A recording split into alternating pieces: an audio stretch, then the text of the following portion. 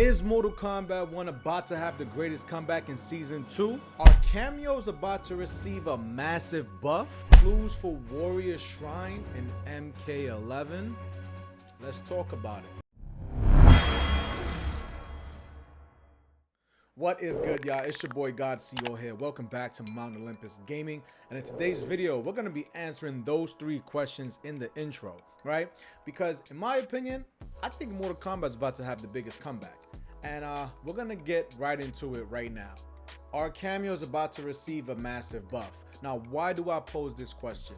Well, we're not getting any more cameos. So this leads me to believe that if we're not getting any more cameos, but we are getting more cameo moves, which gives depth, maybe we're gonna receive other buffs with other cameos. For example, if you've been noticing the trend of power lately from all cameos, right? So the recent ones that dropped was Farah. Farah's a very powerful one. She had to be nerfed, right? When you go back before that, we have Kameo. Everyone knows how great Kameo is. And then we had Tremor, which Tremor just now got a buff, a much needed buff in my opinion.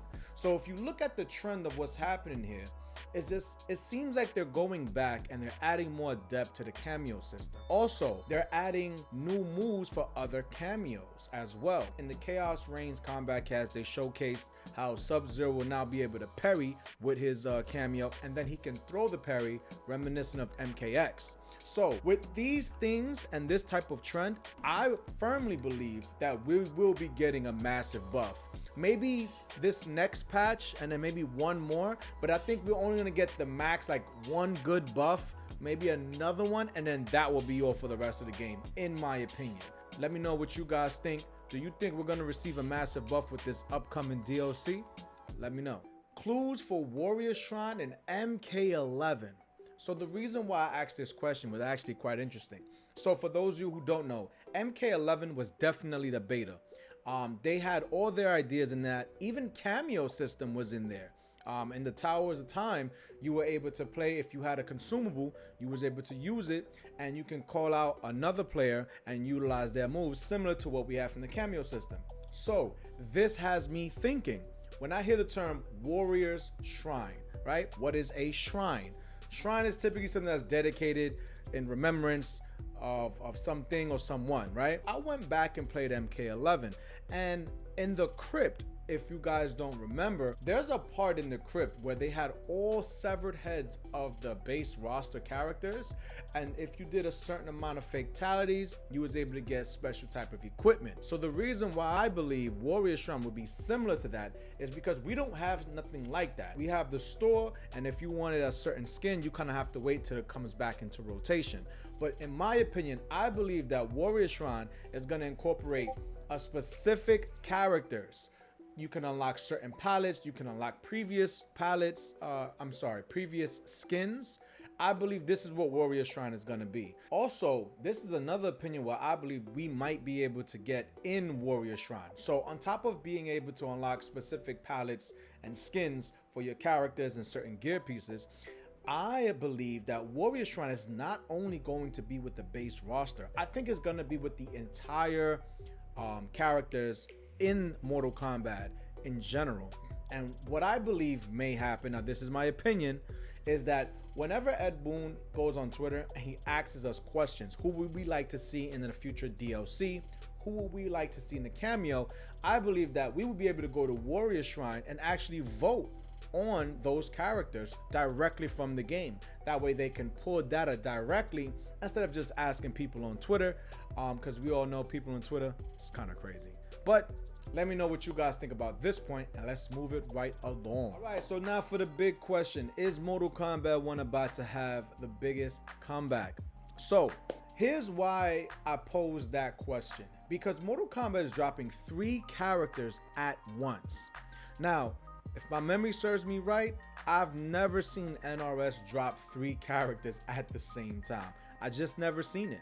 Normally they give you one, they spoon feed it to you. They'll give you one character, you wait about a couple of weeks, maybe a month, and another character would drop as well. So the fact that we're getting 3 up front, and then the other 3, which is the DLC characters, are being spoon fed to us, I think this is a break in their normal pattern. And I think they're trying something new, and so far I think it's a nice indicator of something big is gonna happen. Also, reminiscent of other NRS titles, so whenever there's an expansion pack, so I'm gonna refer to back to MK11 again. When MK11 Aftermath released, we had customs. That's when the game opened up more. So if we're gonna follow the same trend, I believe that with this DLC Aftermath, with season 2, the reins and the rules and restrictions are going to be lifted. We're gonna have a lot more creativity and probably some things we didn't even see coming. The thing is, every time they drop an expansion pack, it's like the game completely changes. So that could also aid into why I think the greatest comeback is gonna happen. And lastly, the Chaos Reigns DLC. At first, I wasn't really too hype about it, but after rewatching the Kombat cast, they're actually really good, and they look like it's actually changing. They look more complete, and that's something I've been noticing with the DLC characters. Like, they seem more complete, aside from Homelander. But like Ermac seems like he could play this game without a cameo, right? Sector and Cyrax seem like they can also play this game without a cameo. So if you notice what's going on here, if we're getting added layers to the cameo system, which is just a hybrid variation system, and we're getting more moves such as Havoc incorporated into the gameplay, into the base roster, this is a really big thing. And I believe that this may be MK's biggest comeback, and they need it. Also, with the recent patches that they've been dropping, they've been pretty solid patches. I can't even complain about them. And I believe that we're gonna get another patch when the Chaos Reigns drop as well. We're definitely gonna get the Animality, and I'm looking forward to that because we haven't seen Animality since MK Trilogy. And for those of you who are new, a little bit younger, 90s babies, you know what I'm talking about. That's way back in the Midway era.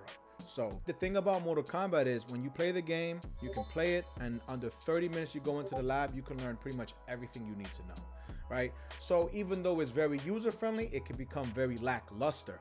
So this season 2 seems like they're definitely gonna spice it up. They have the patches that's coming out. They also are buffing the cameos and adding new moves. So to the base roster, I think this is a good look, and I think this is gonna really beg the question if Mortal Kombat 1 is really gonna have a comeback.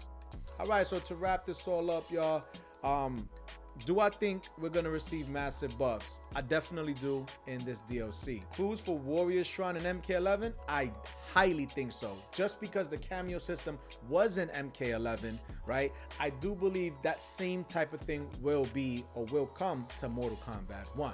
Will Mortal Kombat 1 have the greatest comeback? I'm gonna let you be the judge of that.